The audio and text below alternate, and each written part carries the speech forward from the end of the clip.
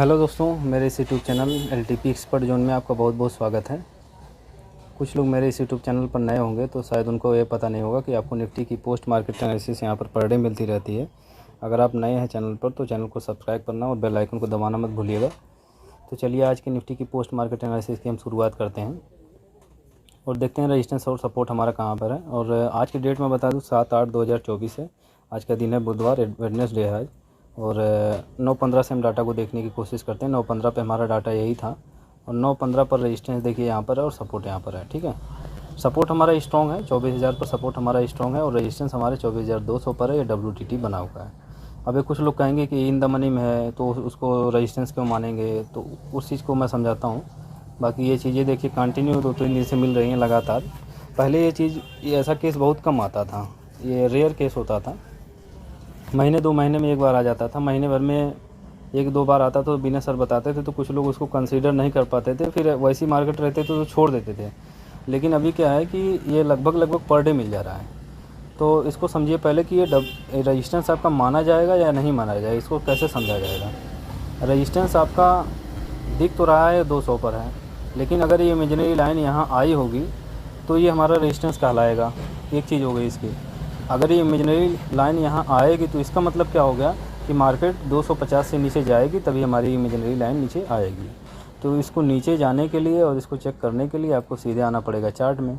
Chart में जब जाएंगे तो पहली वाली कैंडल जो 9:15 की कैंडल है, इसको आप यहाँ से देखिए कितना लो लगाइए। एक लो का ऑप्शन होता है ना यहाँ पर, ये देखिए जहाँ पे मैं बॉक्स बना रहा हूँ, यहाँ पे आप नज़र रखेंगे और मैं बताऊँगा कि पहली कैंडल का लो क्या था। पहली कैंडल का लो देखिए 24,248 था। 24,248 का मतलब क्या हो गया, 24,248 हो गया। इसका मतलब है कि ये जो इमेजिनरी लाइन है ये 250, जैसे 250 से नीचे है 24,248, तो नीचे होने का मतलब ये है कि ये रेजिस्टेंस आपका, ये इमेजिनरी लाइन नीचे गई थी, मतलब 2 पॉइंट नीचे गई थी। अगर ये 2 पॉइंट नीचे गई थी तो रेजिस्टेंस 24,200 को माना जाएगा। ठीक है, अगर कॉन्सेप्ट आपका फिर भी क्लियर नहीं है तो व्हाट्सएप ग्रुप में आप मुझसे पूछ सकते हैं। नए लोग होंगे तो डिस्क्रिप्शन में एक व्हाट्सएप लिंक है, उसमें जाकर आप ज्वाइन हो जाइएगा और पर्सनल क्वेश्चन करिएगा। ये क्वेश्चन का जवाब आपको मिल जाएगा और फिर दोबारा ये दिक्कत आपको नहीं होगी कि इसको कंसीडर किया जाएगा कि नहीं किया जाएगा।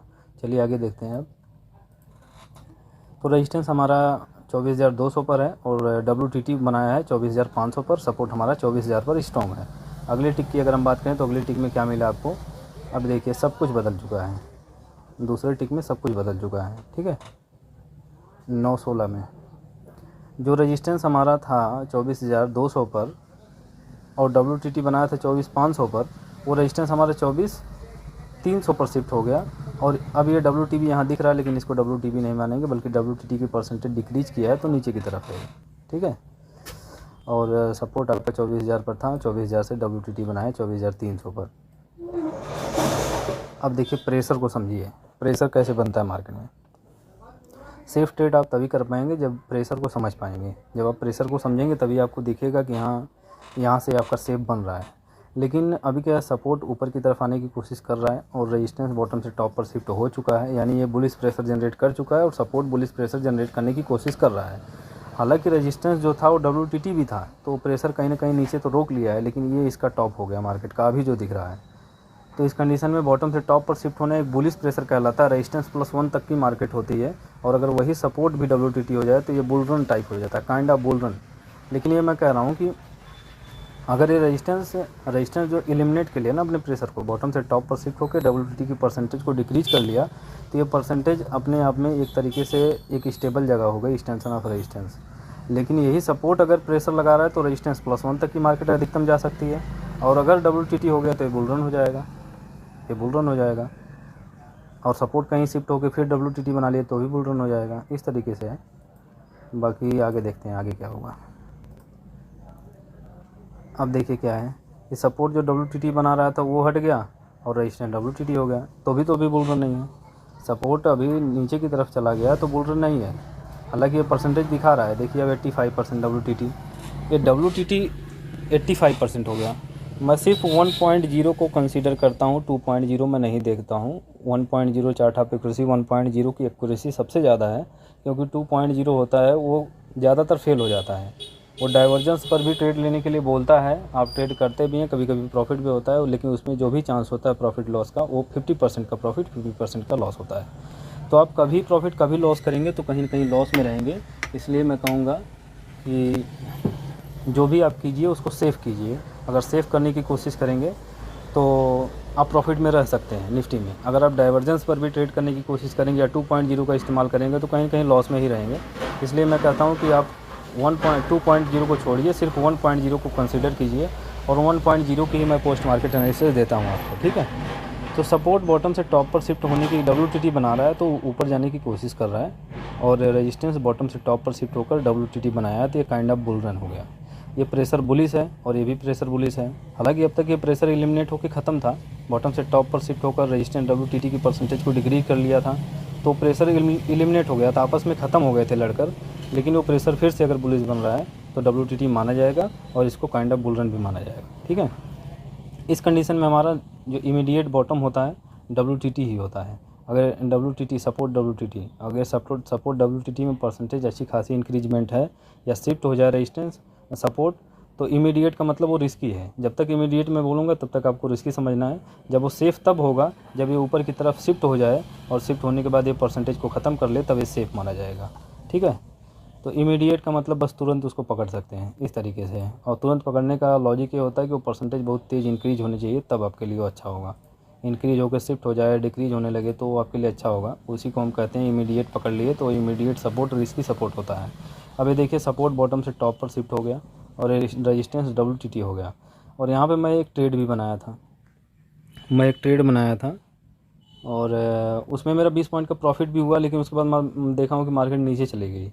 जो सर का आया है LTP ब्लास्ट वाला ऑप्शन चैन, जो नया वाला आया है, ऑप्शन चैन बोल रहा हूँ, तो स्टॉक के लिए जो इमीडिएट सपोर्ट इमीडिएट रेजिस्टेंस से वो ट्रेड करने की थ्योरी है, उसको हम लोग समझने की कोशिश कर रहे हैं, मैं और अनिल सर।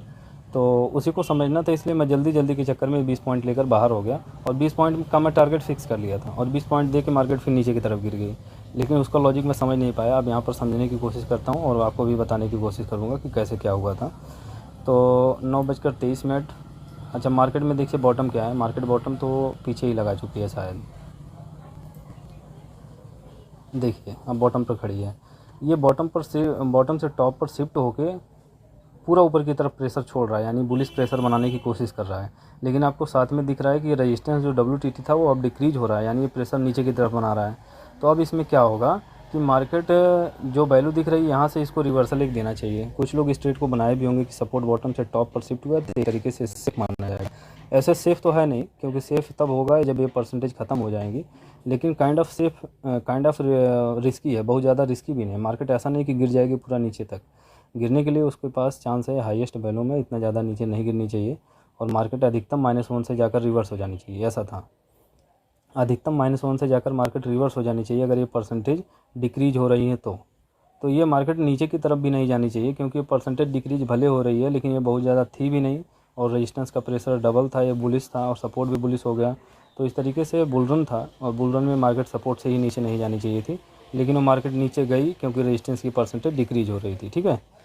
अच्छा, एक चीज़ है, ये चीज़ तो मैं आपको बता दिया, लेकिन मेरे हिसाब से क्या होता है कि रेजिस्टेंस और सपोर्ट के बीच में अगर आप देखेंगे कि अगर इतनी बड़ी मोमेंटम आपको दिखे कि सपोर्ट यहाँ से ऊपर की तरफ आ रहा है, तो कहीं ना कहीं अगर इतनी बड़ी मोमेंटम आपको दिख रही है तो ऐसा आपको नहीं दिखेगा कि एक्सटेंशन ऑफ रेजिस्टेंस से आप पुट ले लेंगे और पूरा सपोर्ट तक मार्केट जाएगी।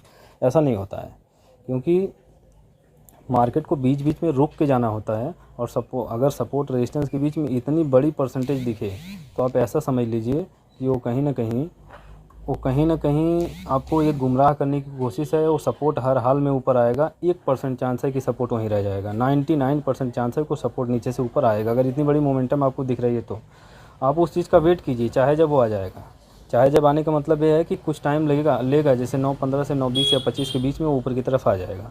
जब वो शिफ्ट हो जाएगा तब शिफ्टिंग के प्रेशर से हम अपने ट्रेड को बना सकते हैं, ऐसा होता है। लेकिन बिना सर क्या बोले हैं इस पर कि अगर सपोर्ट और रेजिस्टेंस के बीच में काफ़ी दूरी हो तो मार्केट में सपोर्ट ऊपर की तरफ शिफ्ट तो ज़रूर होगा, लेकिन अगर नीचे से ऊपर की तरफ काफ़ी स्ट्राइक प्राइस को क्रॉस करके ऊपर आया है, 5-6 स्ट्राइक प्राइस को क्रॉस करके ऊपर आया है, तो कहीं ना कहीं एक बार WTB भी बनाने की कोशिश करेगा। वो WTB आपको दिख भी रहा है बिना सर की, मतलब आप वॉइस नोट जाकर सुनेंगे तो वहाँ पे आप क्लियर हो जाएंगे। ये चीज़ का नोटिफिकेशन आया है, मैं भी वॉइस नोट आज सुना हूँ। तो ये बताए हैं। और बाकी मुझे तो दिख रहा था कि ये बुल रन है और बुल रन में मार्केट ऊपर जानी चाहिए थी। मार्केट एक्सटेंशन ऑफ सपोर्ट से नीचे आई और वहाँ से जाकर रिवर्स हुई। जो मेरा ट्रेड बना था यहीं से बना था और मुझे लग रहा है कि इसी कैंडल में जाकर वो टारगेट दे दिया और मैं बाहर हो गया। तो मार्केट फिर आई सपोर्ट -1, न्यू यूएस -1 की वैल्यू क्या है, 193 है। क्या मार्केट 193 पर आई? 184 मतलब वही 93 के आसपास से आई, फिर जाके रिवर्स हुई। लेकिन क्या मार्केट जब यहाँ पर आई तो सेफ़ था? 10:05 पर चलते हैं। सवाल ये है कि मार्केट जब नीचे आई तो क्या सेफ़ थी? उसको लिया जा सकता था? रेजिस्टेंस अभी भी WTT है, आपको दिख रहा है, ठीक है। और ये परसेंटेज लगातार डिक्रीज हो रही है। ये ट्रेड सेफ़ नहीं है। ये सपोर्ट -1 से भी मैं सेफ़ नहीं कह सकता हूँ। सेफ़ मैं इसलिए नहीं कह सकता हूँ क्योंकि ये परसेंटेज डिक्रीज हो रही तो यहाँ की परसेंटेज इंक्रीज होने लगी और जब ये इंक्रीजमेंट दे रही है तो मार्केट एक्सटेंशन ऑफ सपोर्ट तक भी जा सकती है। बस एक चीज़ की कमी है कि रेजिस्टेंस का प्रेशर WTT है, इसलिए मार्केट रेजिस्टेंस ये सपोर्ट -1 से रिवर्स हो सकती है, लेकिन वो सेफ़ नहीं है। रेजिस्टेंस का प्रेशर ऊपर की तरफ है, इसलिए मार्केट US -1 से रिवर्स हो जाएगी, न्यू US -1। लेकिन यहाँ पर ये कंसोलिडेट भी हो सकती है और कंसोलिडेट होकर मार्केट रुक भी सकती है। और जहाँ पर ऐसी संभावनाएं दिखने लगी वो सेफ़ नहीं होता है और इसी वजह से वो मार्केट देखिए वहाँ कंसोलिडेट तो नहीं हुई, सीधा ऊपर गई है, लेकिन वो ट्रेड कोई था नहीं, ठीक है। मेरे हिसाब से नहीं था। बाकी आप अगर उसको समझ रहे हैं तो कर सकते हैं, कोई दिक्कत नहीं है। जिस चीज़ को आप समझ रहे हैं और कर सकते हैं, देखिए हर जगह सेफ़ ज़रूरी नहीं होता है। अगर आप समझ रहे हैं प्रेशर वगैरह को, आप अगर वहाँ से ले रहे हैं तो ले सकते हैं, लेकिन अगर बीच में से लेने की आप कोशिश करेंगे तो कभी लॉस भी हो सकता है। इस चीज़ का आप ध्यान रखें। और अगर लॉस होगा तो कहीं ना कहीं साइकोलॉजी पर आपके असर जाएगा, इसलिए मैं उस चीज़ को कहता हूँ अवॉइड करिए, सेफ़ टू सेफ़ लीजिए। अगर सेफ़ मिल रहा है तो बनेगा, नहीं सेफ़ मिलेगा तो नहीं बनेगा। मार्केट की IB अभी 17 से 18, 19 के आसपास चल रही है, तो IB जब तक 10 से 12 तक नहीं जाएगी तब तक मार्केट सेफ़ नहीं है। बाकी आपका ट्रेड सेफ़ मिले तो आप लेने की कोशिश कीजिए। प्रीमियम ज़्यादा मिलेंगे, IB ज़्यादा है इसलिए, तो प्रीमियम ज़्यादा होंगे तो कहीं ना कहीं रिस्की होगा। और रिस्की मार्केट में जो लोग एकदम से सेफ़ हैं वो ट्रेड को ना ही बनाए तो अच्छा होगा। और बाकी आज के दिन में तो कुछ सेफ़ नहीं था। चलिए, जब मार्केट ऊपर गई तो क्या हमारा पुट बन रहा था? क्या ये टाइमिंग क्या हो रही है? 10:35, वहाँ पे हम चलते हैं।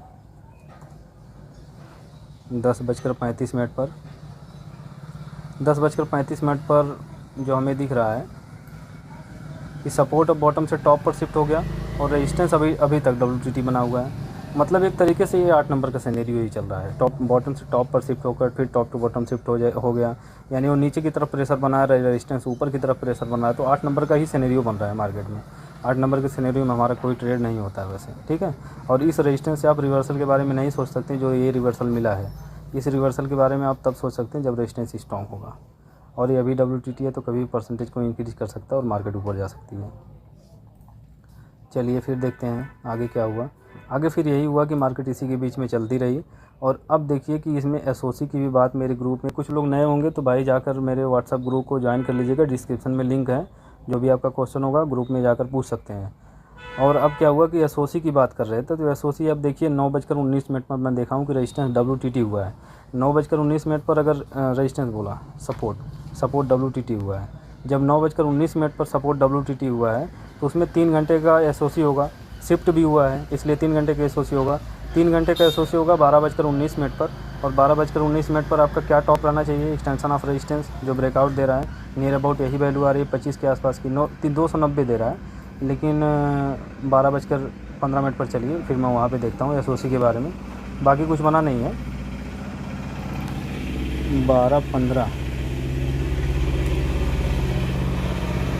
12:15 पर चलते हैं तो अभी भी रेजिस्टेंस देखिए स्ट्रॉन्ग नहीं है। 12:15 पर अभी भी SOC है क्योंकि सपोर्ट स्ट्रॉन्ग नहीं हुआ है। और रेजिस्टेंस तो आपका वही है लेकिन WTT है, तो जब तक ये WTT ख़त्म नहीं होगा तब तक ये SOC कंसीडर नहीं होगा। और SOC होने के लिए भी आपको क्या चाहिए? Extension of resistance. देखिए 325 की लाइन में खींच के रखा हूँ, यहाँ से SOC होगा। मार्केट शायद अभी भी चल रही है, नहीं अभी भी चल रही है, ठीक है, अभी भी मार्केट चल रही है। अब इसमें क्या होगा कि हमको चाहिए ये वाला टॉप। जब ये टॉप मिलेगा, रेजिस्टेंस स्ट्रॉन्ग मिलेगा तो हमारा ट्रेड बनेगा SOC का। लेकिन वो SOC भी कहीं कंसीडर, मतलब ये परसेंटेज ख़त्म हो गई तो SOC भी ख़त्म हो जाएगा। ऊपर की परसेंटेज रेजिस्टेंस की ख़त्म होगी तभी SOC कंसीडर होगा, और सपोर्ट की परसेंटेज ख़त्म हो जाएगी तो SOC भी ख़त्म हो जाएगा। चलिए आगे चलते हैं। हम देखते हैं एक्सटेंशन ऑफ रेजिस्टेंस और रेजिस्टेंस WTT कब ख़त्म हुआ। 12:25 पर चलते हैं। 12:25 पर भी अभी WTT बनाया हुआ है। 12:30 पर चलते हैं। 12:30 पर ये परसेंटेज अभी भी हैं और मुझे लगता है इसी के आसपास ख़त्म हुई है। 12:33 कर लेते हैं। अभी भी ख़त्म नहीं हुआ है, लेकिन आगे बढ़ते हैं, फिर ख़त्म हो जाएगा शायद। सपोर्ट अब देखिए 75% WTT है, अब देखिए ख़त्म हो गया, ठीक है। तो रेजिस्टेंस तो आपका अब जाके स्ट्रॉन्ग हुआ है, लेकिन सपोर्ट अभी भी 85% WTT बनाया हुआ है। जब ये एक्सटेंशन ऑफ रेजिस्टेंस मिलेगा तो हमारा पुट का ट्रेड बनेगा इसमें एसओसी का, ठीक है।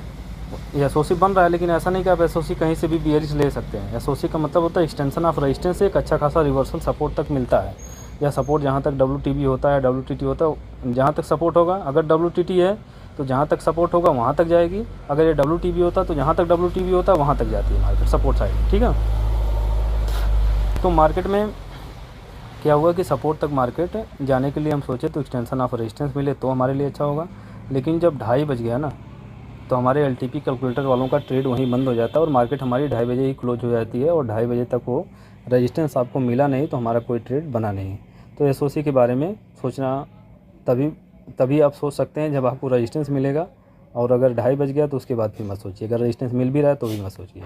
तो यही था मार्केट आज का, बाकी कुछ नया नहीं था। मार्केट ऐसे ही चल रही है।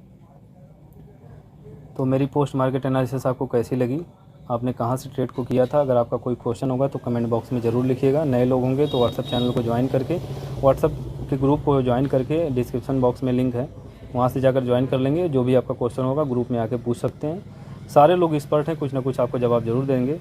बाकी अगर कन्फ्यूजन रहेगा तो मैं कमेंट बॉक्स में कीजिएगा मैसेज, मैं उसका जवाब दे दूँगा। और LTP ब्लास्ट पर अगर आप चाहते हैं कि वीडियो मैं बनाऊँ तो कमेंट बॉक्स में जाकर मुझे बताइए कि उसमें उसको डिटेल्स में वीडियो बनाइए, तो मैं भी उसकी वीडियो बनाऊंगा। अभी मैं उसके बारे में रिसर्च कर रहा हूँ। जैसे ही रिसर्च कंप्लीट होगी मैं वीडियो वैसे भी बनाने वाला हूँ। लेकिन आप कमेंट बॉक्स में जाकर बताइए ज़रूर कि वीडियो बनाना है, ठीक है। बाकी लास्ट तक बने हैं आप तो आपका बहुत बहुत धन्यवाद।